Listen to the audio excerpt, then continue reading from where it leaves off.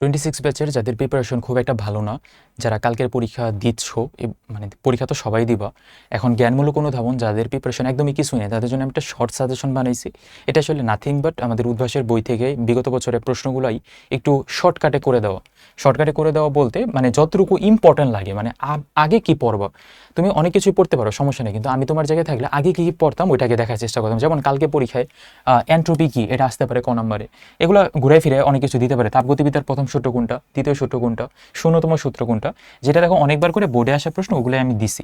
তো আমি তোমাদের সময় নষ্ট করবো না, পিডিএফটা আমাদের টেলিগ্রাম গ্রুপে দেওয়া আছে, আমাদের নিচে আমি ডিসক্রিপশনে দিয়ে দেবো টেলিগ্রাম গ্রুপের লিঙ্ক। তো পিডিএফটা টোটালটা দেখবা।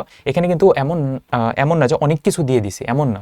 তোমার জন্য কালকে পরীক্ষায় বসার আগে রিভিশন দেওয়ার জন্য যতটুকু প্রয়োজন হয় ততটুকুই দেওয়া। এমন না যে ইনফিনিট লেভেলের পুরো বই দিয়ে দিছি, এমন না। কিন্তু কয়েকটা প্রশ্ন যেমন অনুধাবনমূলক আমি 3-4টা করে দিছি।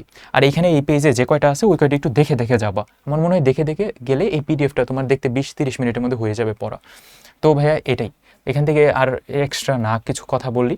তো ভাইয়া কালকে পরীক্ষাটা ভালো মতো দাও এবং সবাই মিলেমিশে পরীক্ষা দাও, যেন একটা ভালো প্রিপারেশন হয়। ফিজিক্স ফার্স্ট পেপার যেমনই হোক না কেন, আমরা কালকের পরীক্ষাটা একটু মনোযোগ দিয়ে দিই, যেন দুইটা মিলিয়ে, যেন অনেকের এ থাকতে পারে, অনেকের দুইটা মিলিয়ে যেন A+ থাকতে পারে, অনেকের A+ থাকবে আশা করি।